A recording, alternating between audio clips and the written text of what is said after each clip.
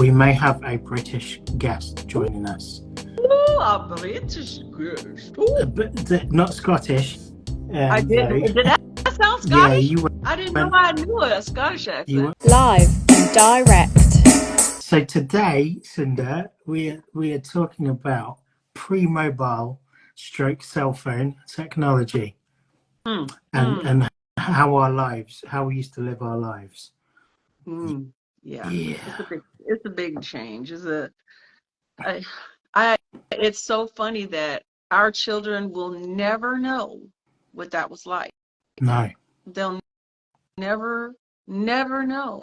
Unless some, scary movie comes to life, some scary movie when we lose everything and then we have nothing but leaves and caterpillars to eat, Yeah. Yeah. Armageddon. I remember my son sent me a message. He was upstairs and he messaged me to bring him something upstairs, and I was like, oh no, this is somewhere I have failed in life. Like, this is not the So which would you prefer? Would you prefer him to scream at you? Dad! I would prefer him to get off his little backside, come down the stairs and get it himself. Wow. Well, as far as I know, most kids don't do that these days. Yes. They're so used to serving that sounded bad. And but you know what I mean. I've got somebody who may come in now, who has a similar plight with her kids. I try to keep my phones for as long as I can. I am not into the replacing every, time there's a new phone or whatever. I gave up my iPhone so my daughter could have one because I couldn't afford two. So I'm with the Droid family. But I've had this last phone for quite a while, and so the place where you plug the port is loosening, as I'm sure it was planned to be. And so I go through cords like every other week or less sometimes. And I woke up to my charge was only at 2%. And I was freaking out. I was like, what am I going to do? What am I going to do? Because I literally, my life is on there. It's on there.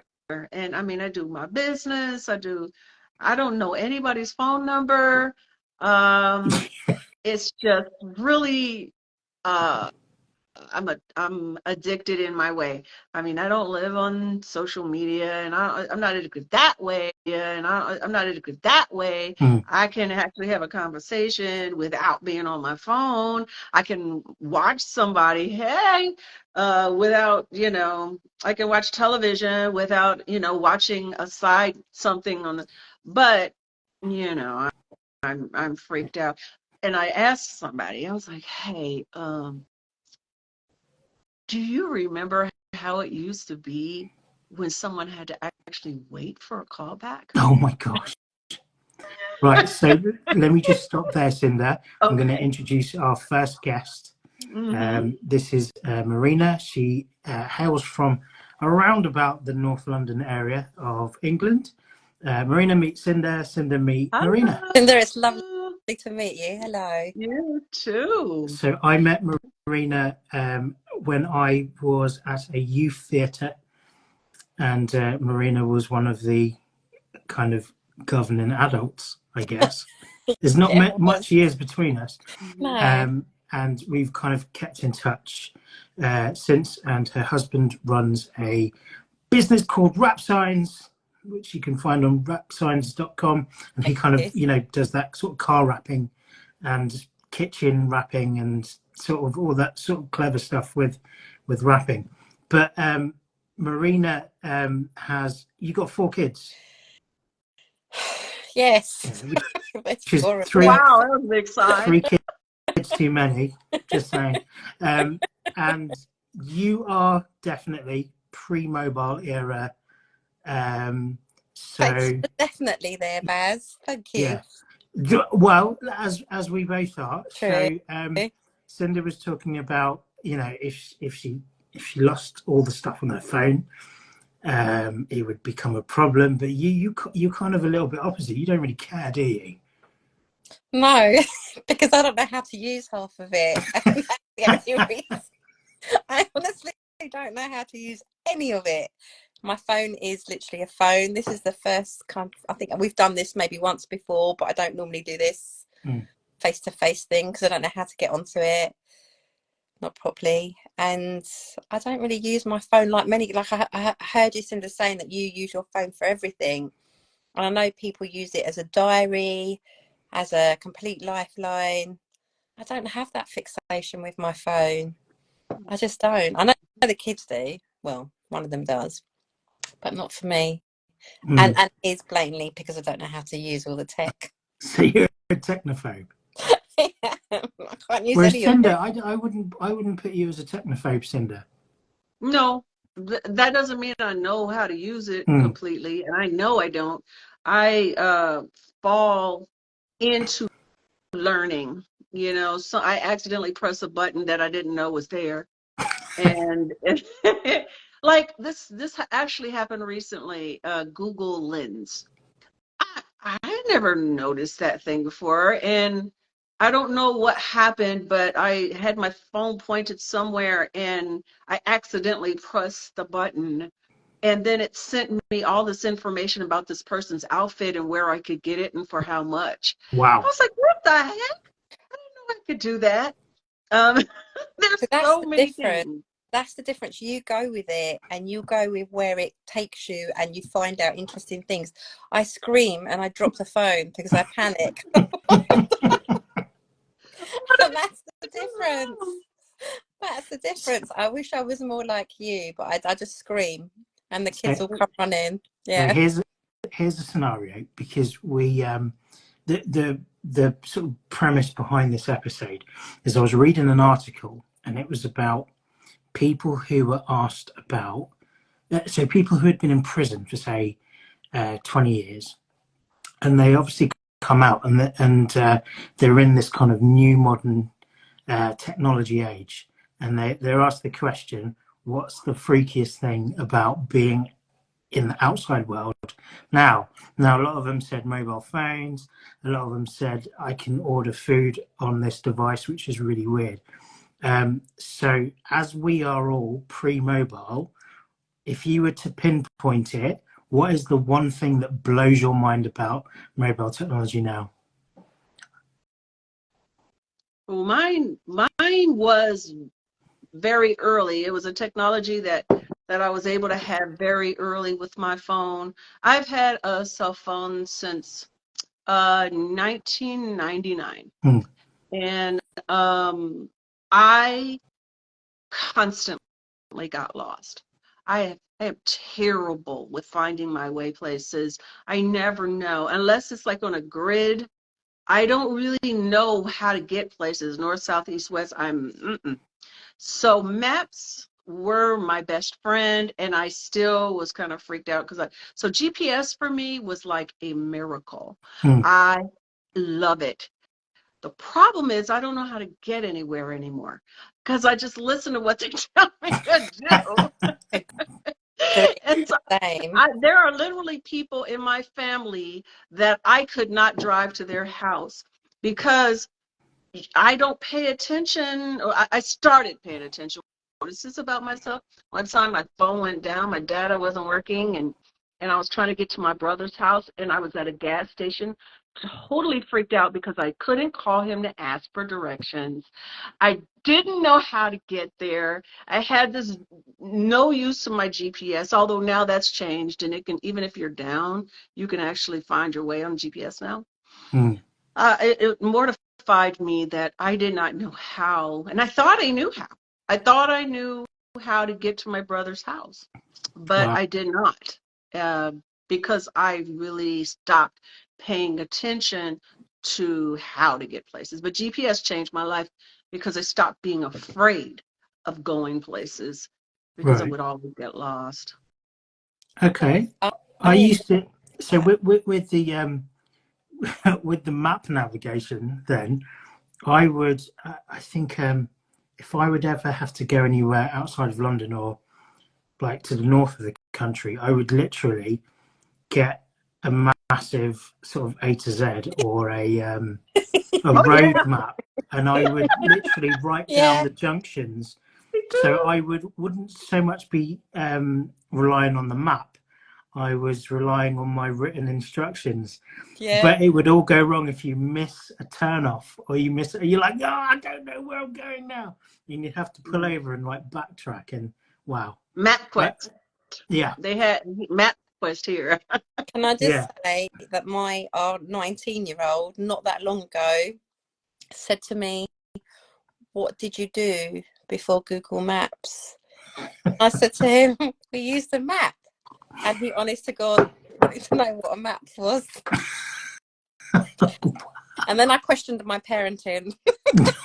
But it's there. I mean, so you stop thinking about things when it's not important anymore. You know, you just don't think about it. You know, roll with what's in front of you, and you forget things. So I had to try and explain to all of them so that they're all knowledgeable what a map was. Because what if technology does go down and you're stranded somewhere? Not that I've got an A to Z in my car anymore. I wouldn't know, like you, I wouldn't know how to get from A to B. I'm not one of these people that remember where I've just come from. I'm the most useless person on the planet. I've just realised.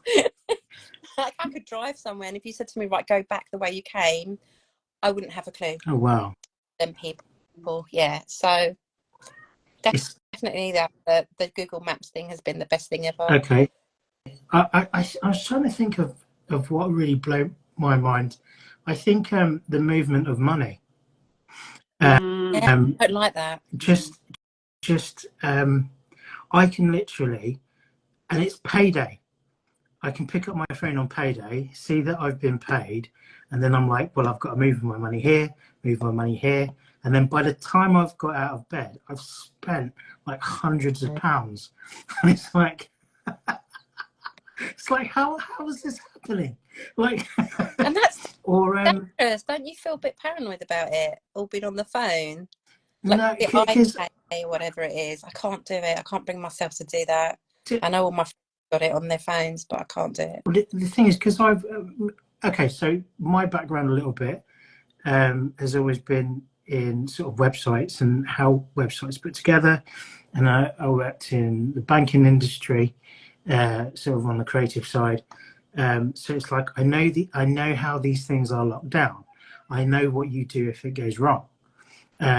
You know, you need so many different, bits of ID to get to that.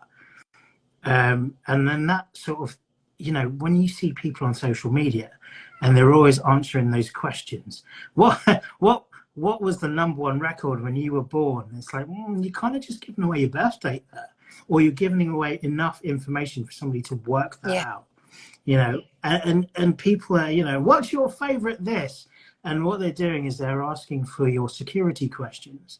Yeah. I remember a questionnaire that came out a few years ago, and it was like, let's just have this fun nostalgia quiz. What was the name of your first school?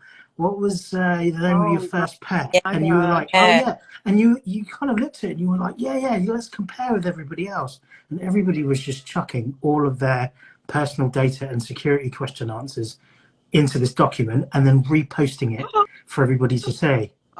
And it was clever. It was very, very clever campaign. I think I may have done it, but then I twigged and took it down, and that was years and years ago, maybe even the MySpace days.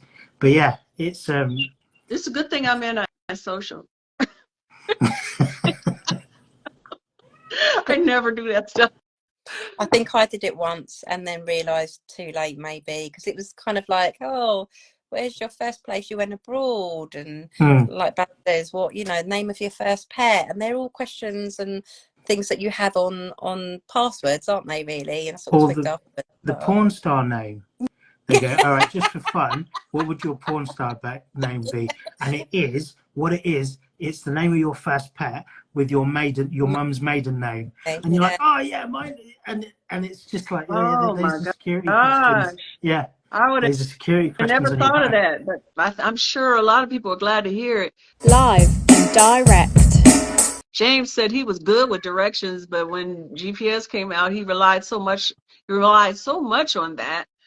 And you know, that's the biggest thing to me is we're like shutting down whole parts of our brain now because we don't need them anymore. We don't need, you know, we don't need, we're not stimulating certain parts of our brain because it just gives you everything. You know, Yeah. I mean, people literally don't read anymore, except for texts. You know, there's so many things that we don't do anymore. Memorizing phone numbers. Yeah. Does Oh, wow. anybody? My sister still remembers phone numbers from when we were kids. My brother, they have those kind of, I can't remember those kind of memories where they see it once, they hear it once, they remember forever. Like eidetic memories. No, I barely remember my name sometimes. So I just I'm like, hey, I literally am terrified of. So what I've done, I know this is giving away a trick, and maybe you guys want to do it, you know. I actually wrote down some people's phone numbers and I carry them on me. Wow. You need to get yourself a Filofax like we had way back then. Just list it all down. And I used to have a phone book. Remember those? Yeah. Remember real like hard copy phone book? Let's go back to we had to change it all the time. You know, at least for me, everybody got sick of changing my phone, not my phone numbers so much as my addresses. I moved so many times. But it's the data entry for me. When we went from Filofax to mobile phone, you were kind of entering in, and you'd be like phoning somebody or messaging somebody, and you'd be like, why? And it's because you've entered it in wrong, because it's the data entry skills. And if you change phones as well, and there's always somebody, you know, it's like, whose number is this? Oh, sorry, I changed phones. I guess writing it down is always the, you know, physical evidence is always almost sort of foolproof as well. Live and direct. I've watched, so 2 of the kids have got phones. So one's new to it because he was starting secondary school and we thought it'd be good for, you know, making sure he was getting home okay. And the older one's obviously he's 19, he's had one for a while. I've watched them had full conversations for half an hour on the phone, all messaging. And it's all messaging. And those same people they can sit with and barely have 2 words to say to them because the social skills have gone. And that's what gets me. And I'm like, put down the phone. And they can be sitting next to their friends. I have found their phones. with people under 20, people under 20, you can't talk to them. And I'm talking about, you go into like a coffee house or a shop where there's a sales assistant, and you kind of, I mean, I'm the type of person where I like to have a conversation with somebody, yeah, and you start a conversation and it's just like, hello, and it's like, do you not know how to talk? Do you not know how to conversate? And it could be that they don't want to, and it's fine, that's well within their right. But I just find it's very, very hard to hold a conversation with, you know, people of a younger generation. But get them on a phone and they're like, and what I'm finding at the moment as well is, so I've got a slight temporary problem with my eye. So the phone I've got, which is, I ended up with the smallest iPhone. So I can't really read text messages. Yeah. So somebody will text me or send me a WhatsApp, and I kind of can't really see the message, and I just kind of figure out how to type back, can't really see or can't really read, and then I'll get a message back and I'm like, you're not getting that I can't see, right? And it's like, no, I really can't read, and then that's it. And I'm like, can't you enlarge your text size? Yeah, but look at this phone is smaller than my face. Like, I normally have a phone that's bigger than my face. I can enlarge, but it gives me a headache because I have to go so massive. But yeah, but I'm just thinking it's, you know, after I say, so most people, like both of you, have sent me either voice notes or video because you've got the time to talk to me. And what I find is when people don't, just the conversation just drops. It's like, if you don't have the time to talk to me, don't send me a message, because those people are kind of either sending a message when they shouldn't be, like they're just sneaking it at work. It's like, don't start a conversation if you can't have a conversation with me. You know, back in the day, we used to phone each other. Yeah, my daughter, you know, it was a real thing we had to work through when she got to the age and I'm like, okay, it's time for you to start making your own phone calls, because by the time you're 18, I'm not going to be able to speak for you anymore. You're going to have to take care of your own bills. You're going to have to take care of your own whatever, your doctor's appointments, your what. They literally will not speak to me because you're 18 and over. And oh my gosh, the meltdowns that I would get because she was so uncomfortable talking to anybody in authority besides me. And it would frighten her. When I gave her money my card and said, hey, go purchase the eggs and get some, you know, whatever for breakfast in the morning, it was like, because that meant she was going to have to talk to somebody. And she didn't want to talk to anybody. She was afraid, literally fearful of having a conversation with someone, because she just, I mean, there's a lot of stuff with her. She's shy and quiet and stuff like that.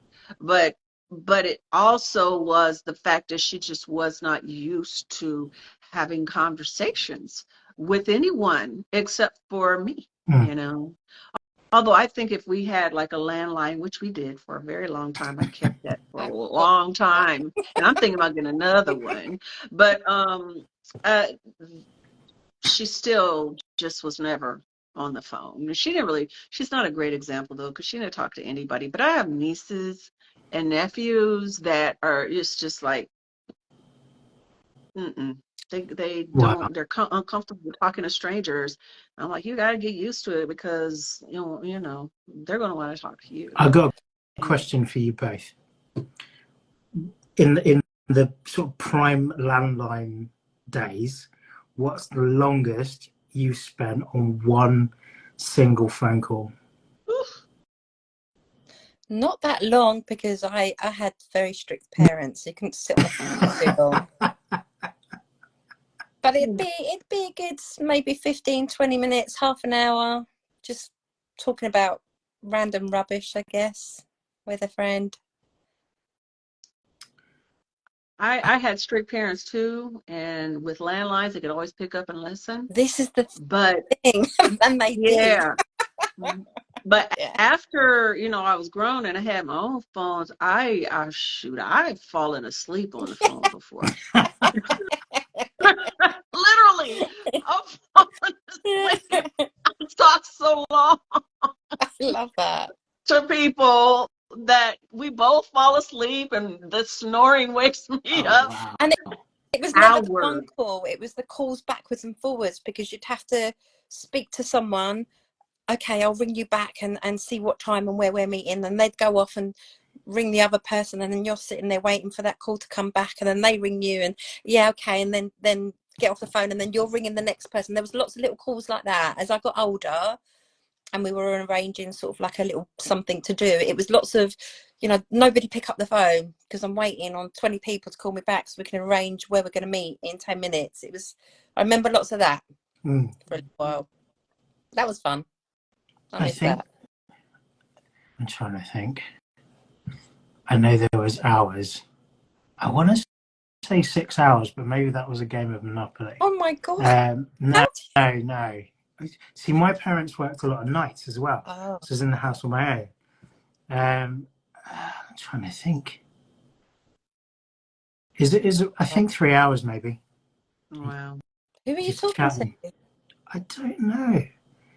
I don't remember. Just mates.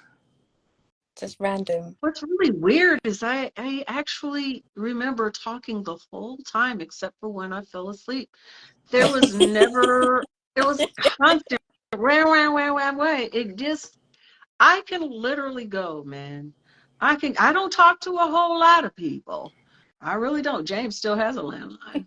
A friend just said she talked to her mother for hours, and you wouldn't believe how long, you know, the That's time. Mm-hmm. Yeah, I know. My parents, on and off, man. It was like, how you doing? I'm good. Okay. Well, what's going on? Not much. Okay. All right. Well, I love you so much, love. Goodbye. It was, you know, it was always, there was one woman, one female friend I had that I didn't talk to very often, but when we did, it would be hours. But it was primarily my guys, you know, that new relationships, new love. You're getting to know each other, and you don't want to spend the money on the dinner, so let's just have a phone call and get it over with there, and end up talking for hours on end. Live and direct. I remember once making Marina a mixtape. Now, before anybody reads anything into that, have you still got it? Right. So so back in the day, if you had either an eclectic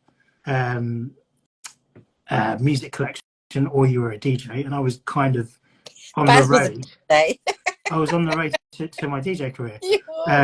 And I was like, oh, Marina, I'll put you together a tape. And I did, because, you know, you'd either play it in your car or your Walkman. Like, were you like mixtape heavy, Cynda, back in the day, or?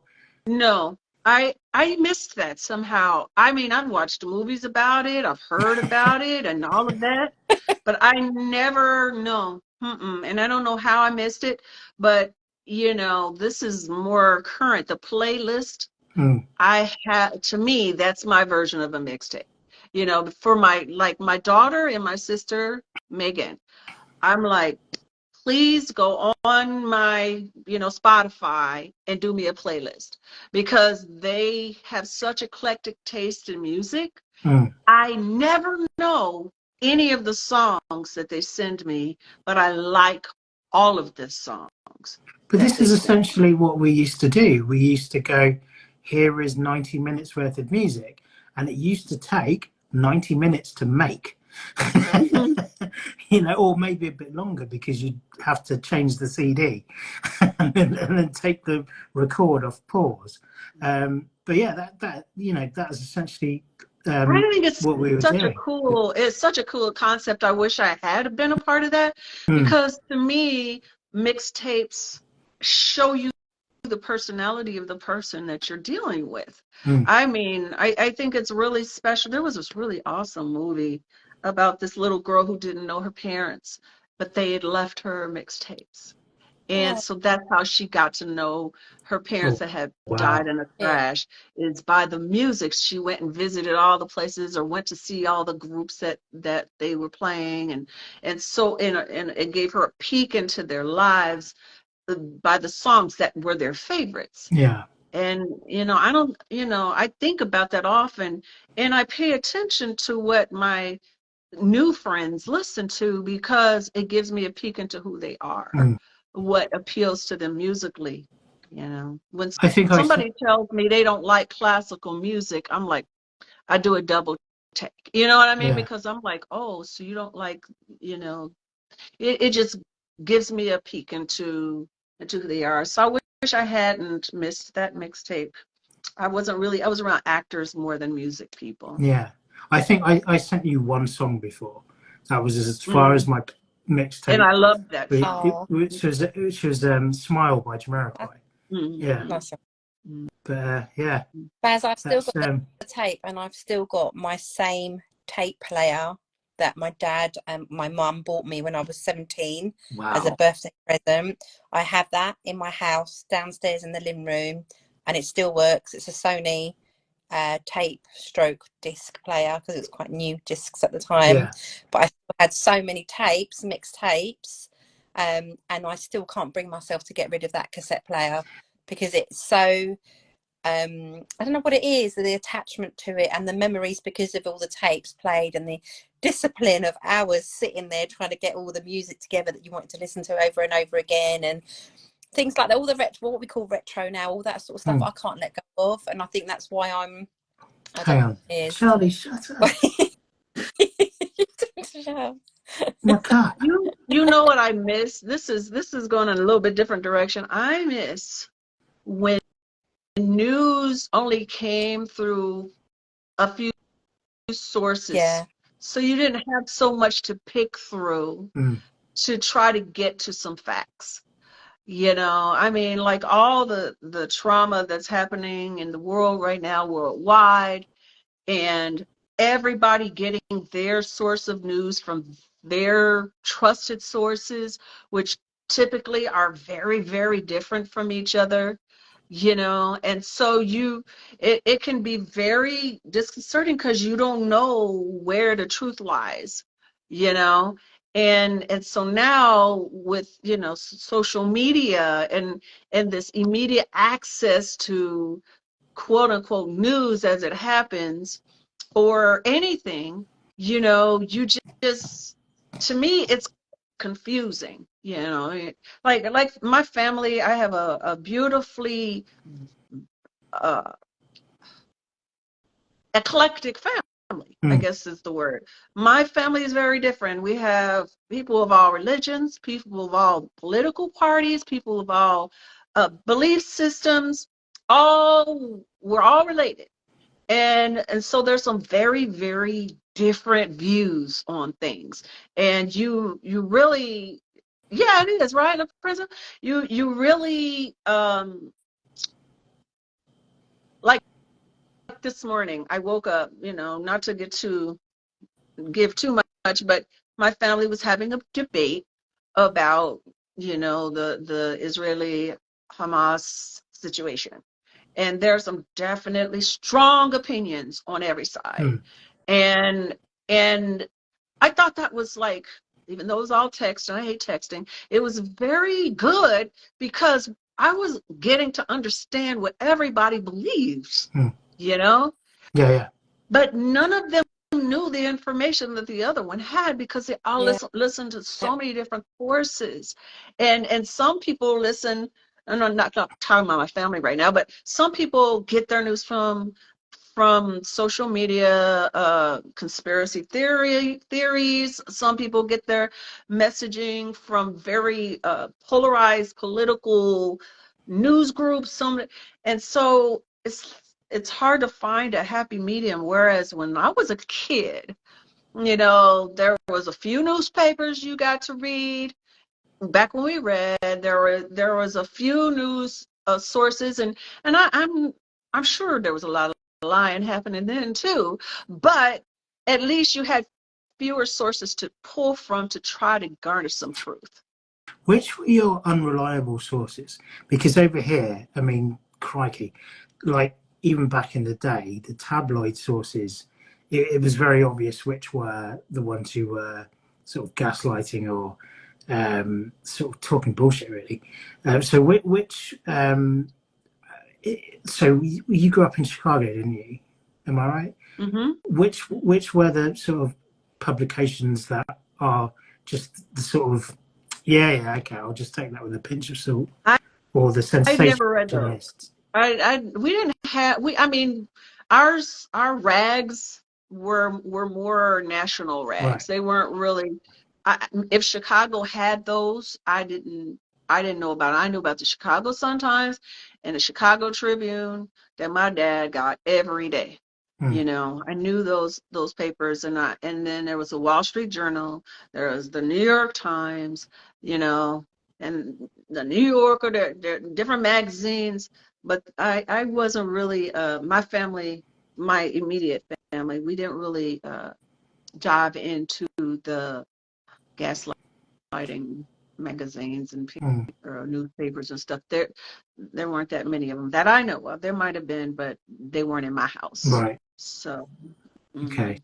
So you had quite a sensible approach to news. Yeah.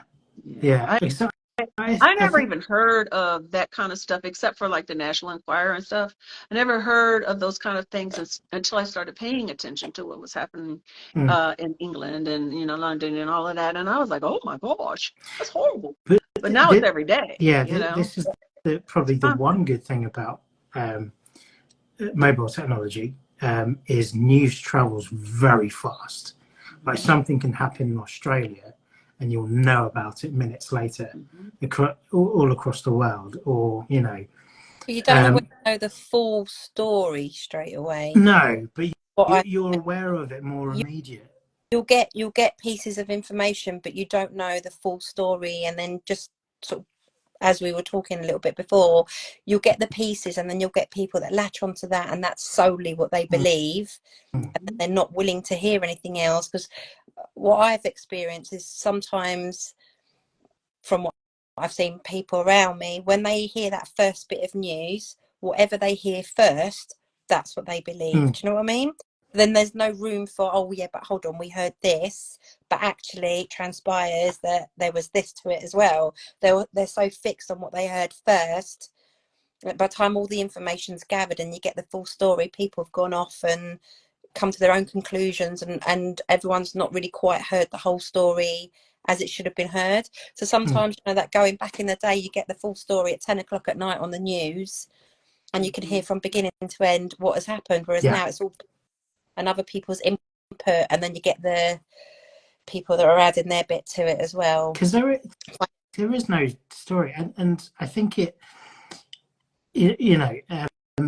how people consume news and any information is, and you're looking at a little screen, you don't want to read a lot. Definitely in my line of work,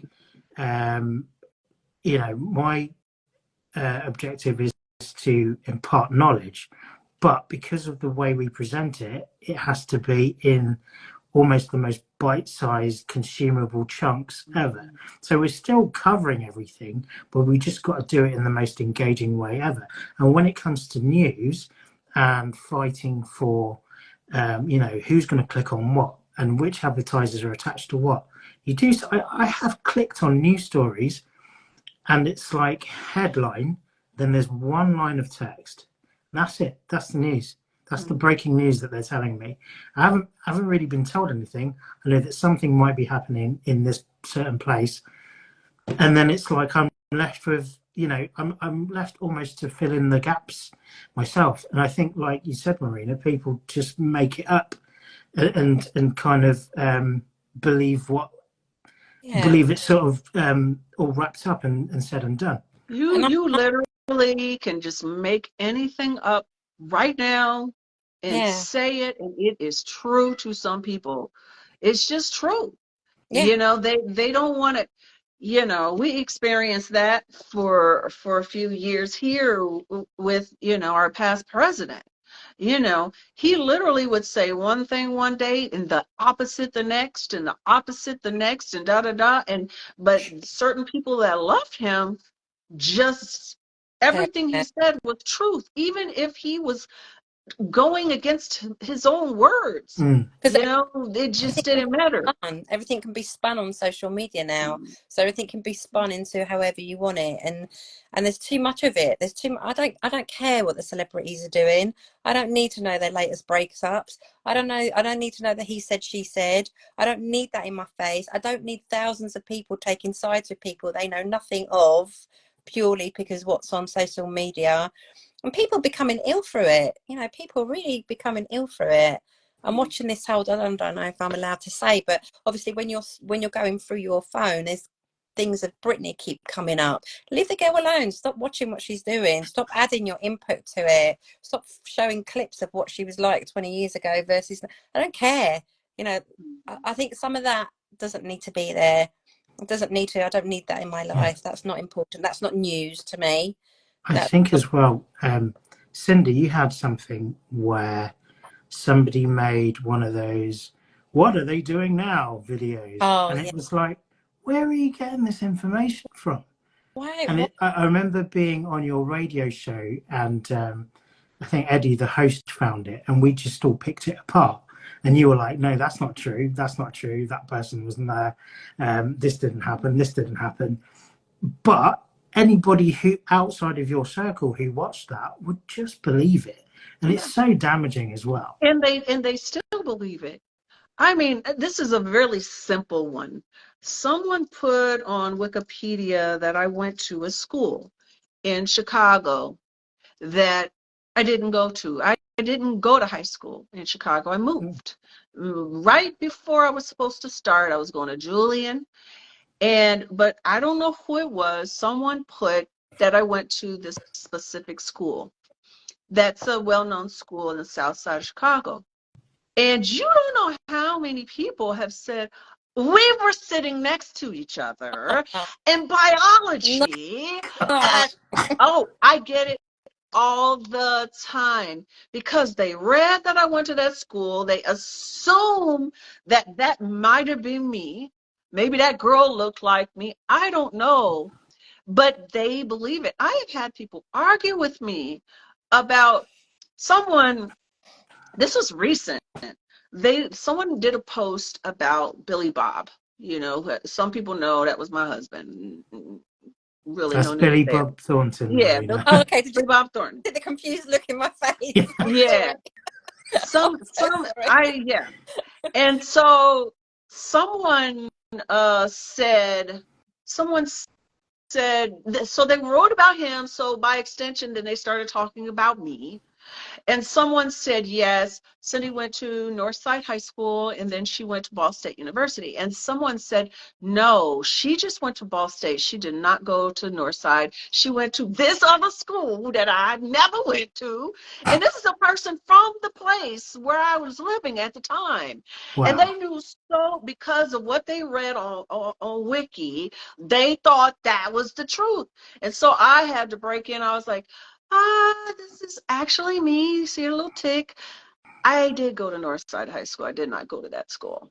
And wow. Of course, you know, I didn't want to embarrass anybody, but it was like became a conversation in a debate that was ridiculous.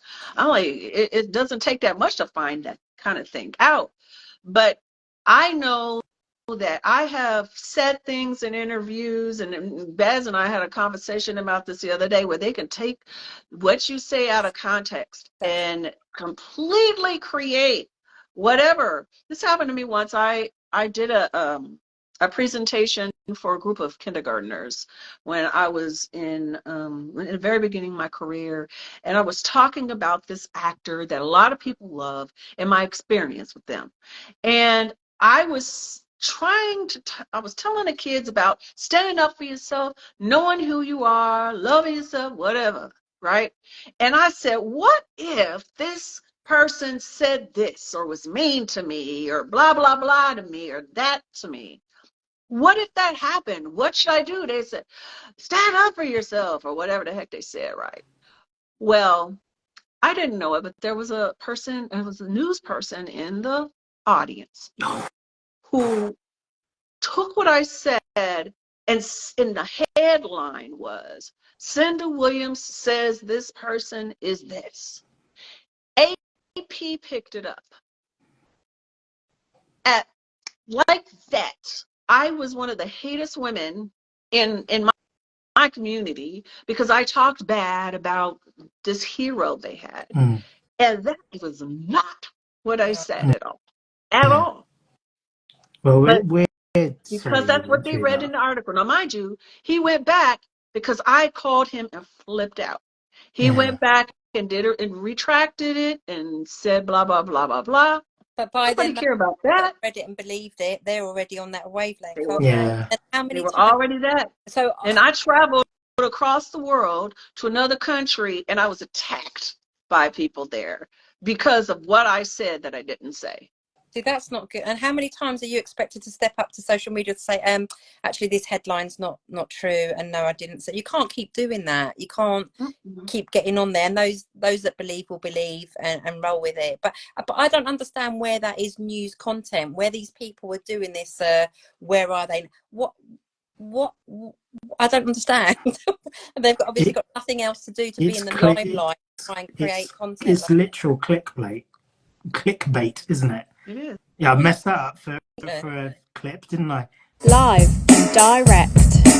It's a lot more entertaining to read about someone's life falling apart, a star's life falling apart, than it is to, read the Dow Jones or whatever information that actually might help them in their lives. It's just not as entertaining, or they don't understand how these other things, having knowledge about these other things could help their own personal life, because they're just in survival mode. And entertainment, which is seeing how somebody else, did whatever they did, is at least gives them a breather. My life isn't so bad, And this is where it sort of cools down to as well. Sort of bringing it back to sort of mobile technology. Everything needs to be entertaining when you look at it. So it doesn't matter if it's a damning story about someone, or there's going to be repercussions about throwing somebody under a bus, obviously metaphorically. It's just like, you're going to look at that little screen and we need to grab your attention for the 6 seconds we have it, or whatever it is now. It's probably even sort of lower. When I was being trained on sort of website maintenance, we were always told you have 6 seconds to make an impression, but I think it's even less now. Yeah, and it's in the words, the captions. That's most people just keep on flicking by unless a caption captures their attention. A few words. I was saying this to Bazz the other day also. I was like, if I wanted to go viral, it would be very easy for me to. I could easily go viral, put on a swimsuit or less, and I would go viral. Talk bad about someone I've worked with, and I will go viral. Me too. And so if you want to go viral, you can. There are ways, like we can, because we've had enough contacts with enough people that, we can.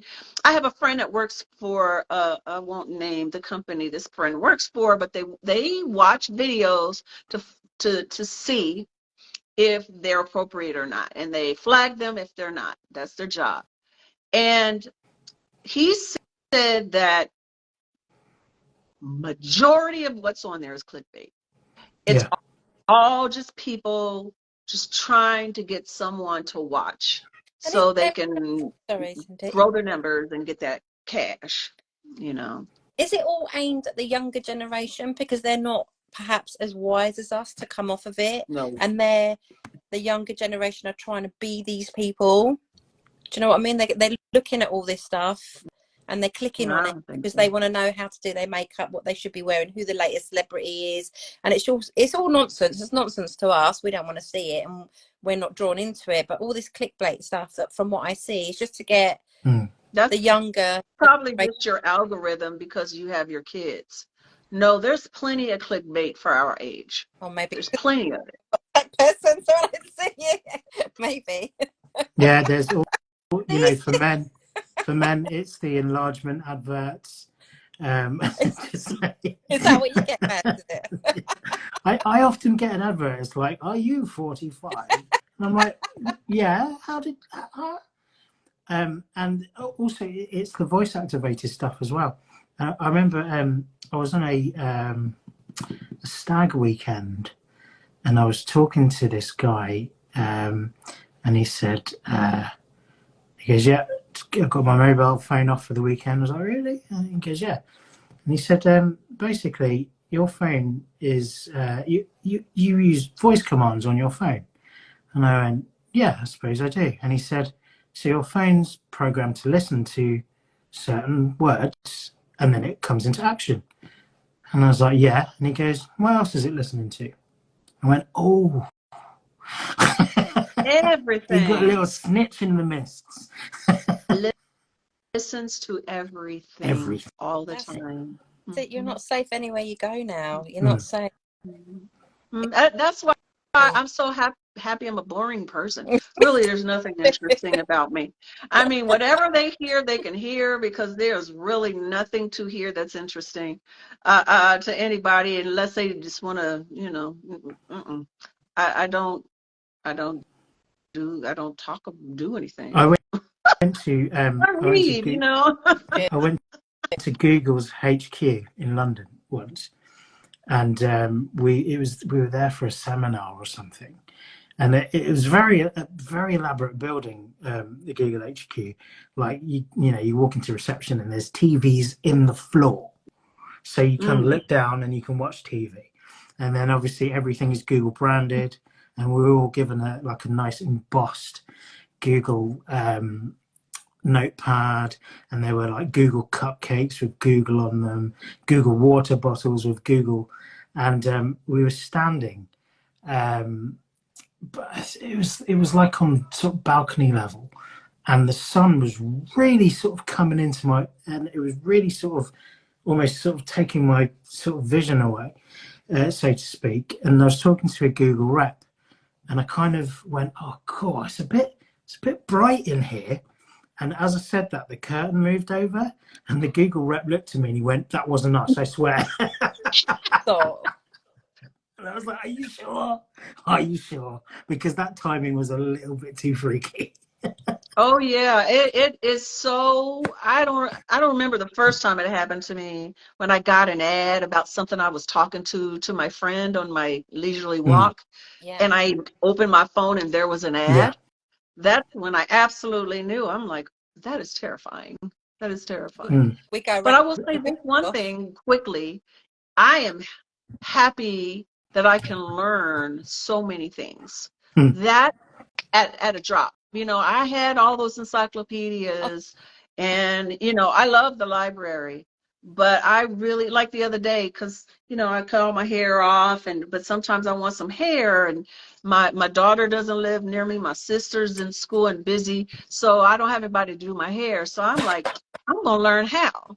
And so I've been reading up and trying to figure out how to do some, add extensions so I can have some braids or whatever. That I wouldn't have been able to do that a few years ago, so that's one good thing about it. This is Charlie. She's literally making so much noise. It's only because I'm down here. Say your piece and then shut up, Charlie. Live and direct. Times are a-changing. Back when we were kids, our parents thought, I can't believe how far technology has come, and it's just going to keep on moving forward until we're gone. So I just think, if you don't like it, leave it alone, and if you do, use it for the best of you, to help you be the best you can be, and try not to depend on anything like that, because all that's important is inside of you. Cool. So I want to take this opportunity to thank our impromptu guest, Marina. Thank you very much. We had this. We're still trying to. Well, we're kind of trying to flesh out the format of this show, and we were like, maybe if we have people on 5 minutes at a time or whatever. You've been on for the whole show, but that's okay. That's okay. If you bring good potato salad to the barbecue, you can stay. Make a good potato salad. Yeah, exactly. So thank you very much for that. Thank you for having me on. It's nice to meet you. Cynda, great to see you as always. Good night, good afternoon. Have a great weekend. See you soon. Bye. Bye. Thank you. I don't know how to turn it off. Yeah, well, you're going to be on your own on the call. Bye, Jane. Thank you. I'll see you next week. Bye.